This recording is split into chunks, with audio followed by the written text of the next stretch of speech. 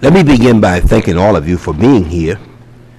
When the committee held its first hearing on the Bank of America Merrill Lynch merger over 5 months ago, I asked a few simple but vital questions.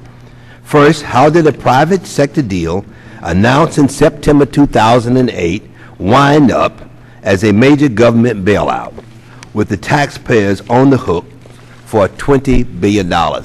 Second, I asked whether the government forced Bank of America to go through with this deal. Finally, I asked whether Bank of America CEO Ken Lewis really had a legitimate basis for backing out of the Merrill Lynch deal, or when he realized late in the game that there were serious problems with the deal, did he threaten to back out to gain leverage for a taxpayer bailout? Today, as a result of our investigation, I think the answer to those questions are much clearer. Each senior Bank of America executive who was involved in the deal has told the committee that the government did not force them to go through with it. Ken Lewis has also told us that nobody in the government did anything improper during this transaction. If there are still people who want to say the government forced Bank of America to go through with the deal, they are turning a blind eye to the facts we have before us. A simple but important fact is that the government did not elbow its way into this transaction. Ken Lewis called then Treasury Secretary Hank Paulson on December the 17th, 2008, and brought the government to the table. That one phone call started everything in motion. On that phone call, Ken Lewis claimed that he believed Bank of America could back out of the deal with Merrill Lynch based on the material adverse change clause in the merger agreement, the so-called MAC clause. What we know now is that Bank of America top lawyer Tim Maopoulos told two top Bank of America executives on December the 1st, 2008, that Bank of America did not have a MAC.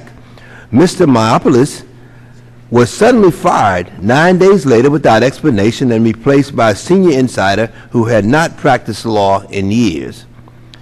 Our investigation has also uncovered documents showing that on December the 15th, 2008, lawyers working for Bank of America knew that to win a MAC, it is not enough to show a short-term earnings decline, no matter how severe. Must show decline in value over a period of years, not months.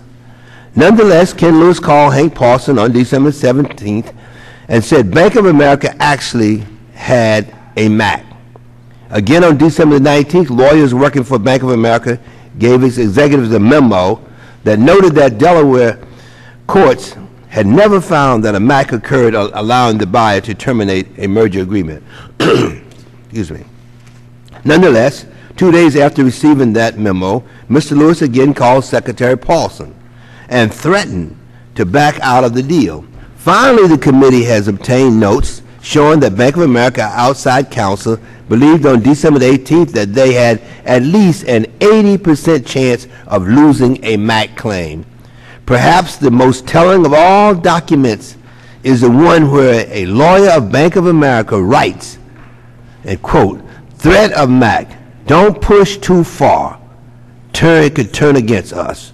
The documents and testimony the committee has reviewed clarify that the Bank of America was aware that the chances of prevailing on the MAC were very slim.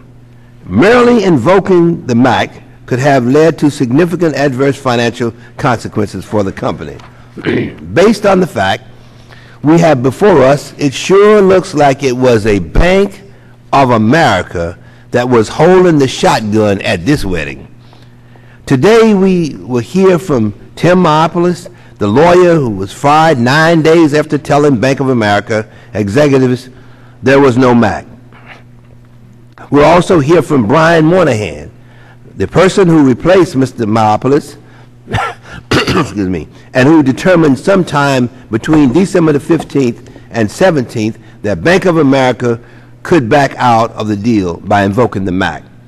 After replacing Mr. Maopoulos, Mr. Moynihan served as the general counsel for about 44 days.